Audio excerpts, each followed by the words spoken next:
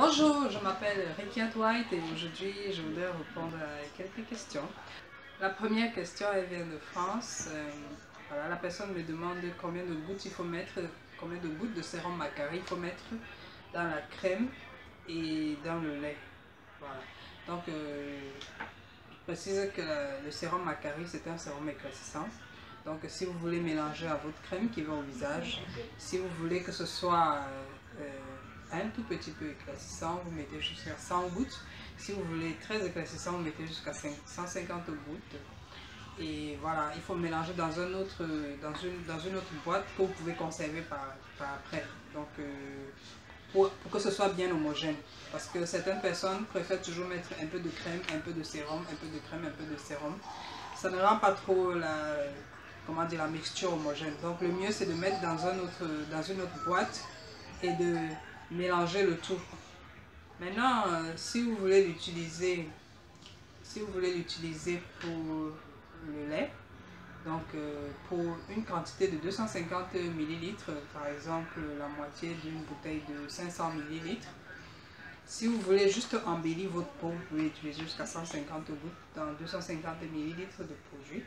Si vous voulez éclaircissant, il faut aller jusqu'à au moins 200 gouttes. Et si vous voulez très éclaircissant, il faut aller jusqu'à au minimum 300 gouttes. Donc à partir de 300 gouttes, ça devient très éclaircissant. Évidemment, ce n'est pas un résultat que vous allez voir en un jour. Donc c'est un processus qui peut prendre quelques mois. Et voilà, vous commencez à voir le résultat, mais il faut l'utiliser très longtemps quand même. Ok. La deuxième question, elle vient toujours de France. Est-ce que le gélule glutathione donne le poids? Bon, il faut déjà savoir quel est le rôle du glutathione exactement dans l'organisme. C'est un antioxydant. Je l'ai précisé dans même la toute première vidéo sur le glutathione que j'avais faite et également même la dernière vidéo 3. J'en ai parlé beaucoup du rôle du glutathione. Donc, c'est cette substance qui vous aide à combattre tout ce qui peut être néfaste pour votre organisme à la base. Donc, voilà, vous donnez du poids. C'est pas ça son effet secondaire. Donc, son effet secondaire, les effets secondaires du glutathione, je l'ai précisé plusieurs fois, c'est l'éclaircissement de la peau. Voilà le seul effet secondaire qu'on connaît jusqu'à présent. Donc, après, c'est utilisé pour d'autres choses, dans le cadre médical. Donc, maintenant, en cosmétique, ça s'utilise beaucoup plus pour éclaircir la peau. Donc, effet secondaire comme prise de poids, non, je pense pas. À moins que peut-être vous fassiez une réaction qui n'a pas encore été prouvée, mais bon, pour l'instant, non, ça ne fait pas prendre du poids. Donc, la troisième question aussi, elle vient de la France. J'ai les pieds brûlés par la lotion éclaircissante. Est-ce que j'ai un produit, est-ce que moi j'ai un produit qui peut l'aider? Bon, déjà il faut savoir, hein, vous avez été brûlé par la lotion, je comprends, mais brûlé comment? C'est-à-dire que l'état de la cicatrice, elle est comment? Parce que il y a des cicatrices de brûlure qui se soignent. Généralement, les anti-cicatrisants qu'on voit en pharmacie, c'est bon quand la plaie est encore fraîche. Là, ça marche tout de suite. Donc, ça ne va pas vous laisser de cicatrices. Mais quand vous laissez... Merci. Si vous laissez... Excusez-moi.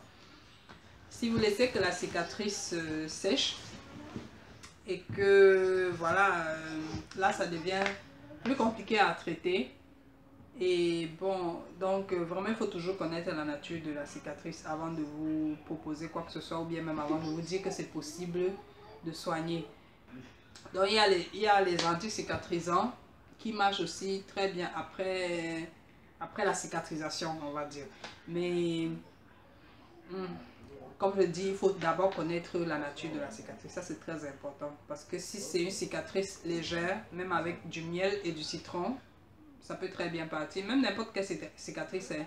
Le miel et le citron mélangés, vous appliquez le matin et le soir et sur peut-être quelques mois, ça pourra vous aider beaucoup.